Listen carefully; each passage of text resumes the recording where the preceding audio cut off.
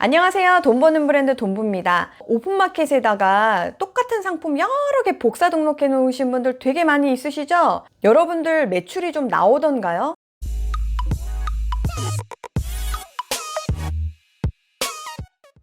이렇게 상품 등록을 하신 분들의 생각은 뭐냐면 호수에서 낚시를 하는데 아무래도 낚싯대 하나를 가지고 물고기를 잡는 것보다는 그래도 3개, 4개 또는 10개, 20개씩 낚싯대를 이렇게 해놓으면 물고기 잡을 확률이 더 높지 않겠어? 라고 얘기하시는 거예요. 근데 굉장히 논리적이죠? 맞는 말이에요. 그런데 그렇게 하시는 여러분들이 그렇게 오픈마켓에서 매출이 나오냐는 게 저는 궁금한 거예요. 많은 분들이 성과를 내고 있지는 못할 거예요. 왜 그러느냐? 굉장히 옛날 방식인 거예요. 우리나라에서는요.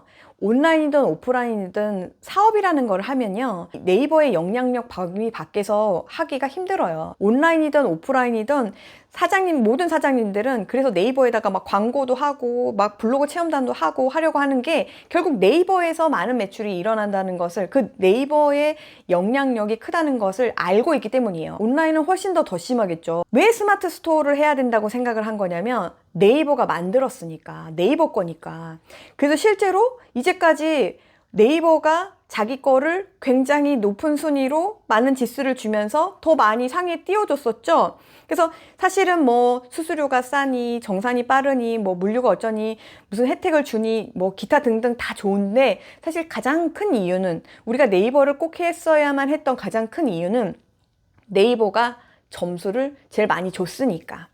자, 그런데 제가 여기에 반박하고 싶은 거예요. 지금은 어떤가? 양말이라고 하는 키워드를 검색해서 보시면 상위에 이렇게 판매처가 되게 많이 몇십 개에서 몇백 개, 막 키워드에 따라 다르지만 몇십 개에서 몇백 개씩 묶여져 있는 카탈로그라고 하는 그 묶음, 판매처가 여러 개 묶여져 있는 그 그룹, 로직이 조금 더 많이 바뀌면서 그 카탈로그의 순위가 굉장히 높아진 것을 많이 느끼실 거예요. 그렇게 해서 많은 분들이 피해를 보기도 했는데 이 카탈로그가 뭐 이게 왜 높게 됐느냐 이런 것까지도 여러분들이 다 이해하실 필요는 없다고 생각해요. 중요한 건 카탈로그가 높아졌어요. 그게 결과예요. 자, 그러면 카탈로그가 높아지니까 어떤 현상이 벌어지고 있냐면 이제는 그냥 순수하게 스마트 스토어 하나로 내가 저 카탈로그랑 싸워서 이기기가 쉽지가 않아졌어요. 그러니까 세부 키워드들에서는 여러분들이 할 수 있는 어떤 여지가 있는데 더 많이 팔려면 더 큰 키워드에서 상위 노출 가야 되잖아요. 그런데 더 올라가면 올라갈수록 이제는 일반 상품, 내가 스마트 스토어의 단일 상품 하나를 가지고 순위를 높인다는 것이 그렇게 쉽지가 않아졌다는 거예요. 이 상품에 보시면 여기 스마트 스토어가 있고 여러 가지 몰들이 보이죠.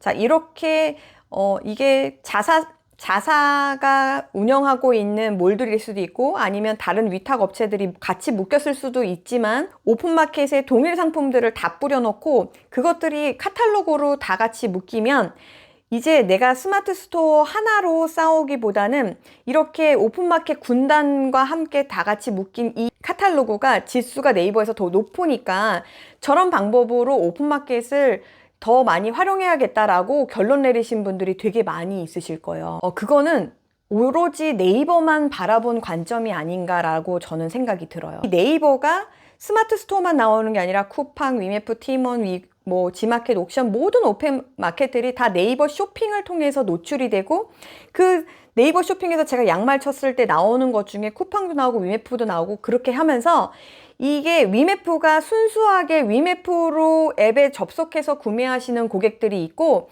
네이버에서 검색을 하다 보니까 최저가가 위메프네? 그래서 위메프로 가서 이동해서 구매하시는 분들이 있단 말이에요. 내가 네이버에서 뭔가 지수를 높여서 뭔가 하겠다라고 하는 전략을 가지고 있는 거면은 괜찮지만 위탁 판매를 하시는 분들이 많이 있으시고 최저가 전략을 쓰실 수 없는 분들이 굉장히 많음에도 불구하고 왜 카탈로그로 묶어야 된다고 생각하고 네이버의 영향력 안에서 벗어나면 큰일 난다고 생각하시는지 모르겠다는 거예요. 자, 우리가 아까 그 호수 얘기로 다시 얘기를 들어가 보자면 낚싯대의 개수가 더 많아지면 물론 물고기를 잡을 확률이 더 높겠죠. 근데 문제는 뭐냐면은 상황이 달라졌다는 거예요. 옛날에는 이 네이버라고 하는 호수에 낚싯대를 들이우는 낚시꾼들이 몇 명이 안 됐어요. 그러다 보니까 물고기가 자기가 자기 좋은 취향대로 이렇게 먹다 보니까 여기도 걸리고 저기도 걸리고 했는데 문제는 호수의 영향력은 동일한데요. 여기에 낚시하겠다고 몰려드는 낚시꾼이 너무 많아진 거예요. 그러다 보니까 낚싯대의 개수가 나만 10개씩 하는 게 아니라 다른 사람들도 몇십 개씩 이렇게 하다 보니까 여기에다가 낚싯대 개수가 너무 많이 꽂힌 거예요. 그러니까 물고기 입장에서는 뭐 하는 거냐면 이제 물고기가 갑이 된 거죠. 물고기가 자기가 좋아하는 미끼를 한 놈이 누군가 이렇게 보면서 그 미끼를 먹으려고 할 거고, 그러니까 이제 어떻게 되냐면 낚시꾼들 사이에서는 이 호수에는 어떤 물고기들이 있으니까 이 물고기가 좋아할 만한 미끼를 쓰는 게 더 낫겠다. 그리고 그 물고기는 수심이 얕은 데보다는 깊은 데 있는 애들이 많으니까 또 좀 낚싯대의 길이를 좀 길게 해가지고 좀 깊게 뭔가 미끼를 넣는 게 좋겠다. 아니면 무슨 뭐 여러 가지 공법을 써가지고 뭘 어떻게 하는 게 좋겠다. 그래야지 더 많이 좋겠다. 이런 게 왜 생겨요, 여러분들? 막 요즘에 무슨 네이버 알고리즘이 어떻고 막 이제 복잡하잖아요. 아니 나는 온라인에서 팔려고 하는데 무슨 수학의 정석 공부하는 것도 아니고 공부해야 되는 게 너무 많잖아요. 그게 왜 그래요? 경쟁이 너무 심해져서 그래요.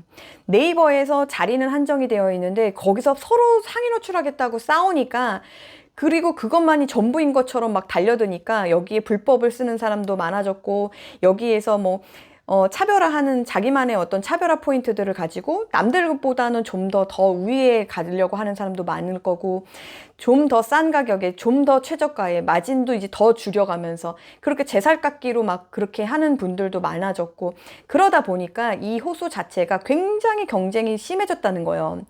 옛날에는 그래서 오픈마켓을 그런 식으로 막 낚싯대를 여러 개 하는 그런 전략으로 봐도 됐지만, 특히나 이제 초보 판매자들이 이제 그렇게 할 필요가 있느냐라는 생각이 전 들어요. 여러분들이 원하는 매출을 하면 돼요. 그게 네이버여도 되고 쿠팡이어도 되고 위메프여도 된다고 저는 생각해요. 왜 굳이 그렇게 경쟁이 심한 네이버에서 그렇게 미친 듯이 경쟁하면서 그렇게 상실감을 느껴가면서 막 자존감 떨어져 가면서 그렇게 하는지 좀 안타까워요. 여기 이제 오픈 서베이에서 모바일 쇼핑 앱을 사용하는 순위를 매겨놓은 거예요. 작년 2021년 자료인데, 우리가 예상한 대로 역시 네이버와 쿠팡이 1, 2위를 싸우고 있고, 그 뒤로 뭐 지마켓 11번가 SSG 이렇게 순위가 있어요. 2022년은 또 달라요. 여기서 순위가 또 달라질 거예요. 왜요? 지금 11번가가 아마존하고 또 손잡아서 막 우주 패스 하죠.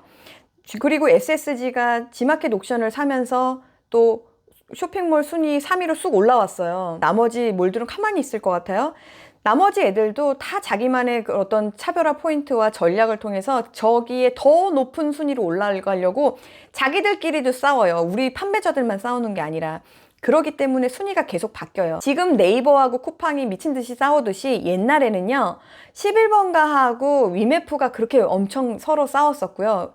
또 11번가하고 이베이가 그렇게 또 서로 싸웠어요. 네이버 같은 거는 쳐다도 안 봤어요. 그런 시절이 있었단 말이에요. 그런데 지금 어때요? 상황이 완전 달라졌죠. 그러니까 내가 생각을 안 바꾸고, 그러니까 몰의 상황은 계속 바뀌고 있는데 내가 내 생각을 안 바꾸고 오로지 나 네이버에서만 열심히 해야 돼란다고 생각하면 온라인에 고객이 이동을 하고 있는데도 남은 거기 판에서 정말 박터지게 막 매출 내는 걸 힘들어할 수도 있다는 얘기예요. 지금 저 네이버 쇼핑하고 쿠팡이 지금 서로 1, 2위를 다투면서 싸우고 있잖아요. 네이버 쇼핑에는 네이버만 있지 않아요. 스마트 스토어가 아니에요. 네이버 쇼핑에서 구매한다는 건 스마트 스토어에서 구매한다는 얘기가 아니에요. 네이버를 통해서 들어가서 검색을 해서 최저가로 나타나는 몰을 중에서 구매한다는 얘기예요. 그쵸?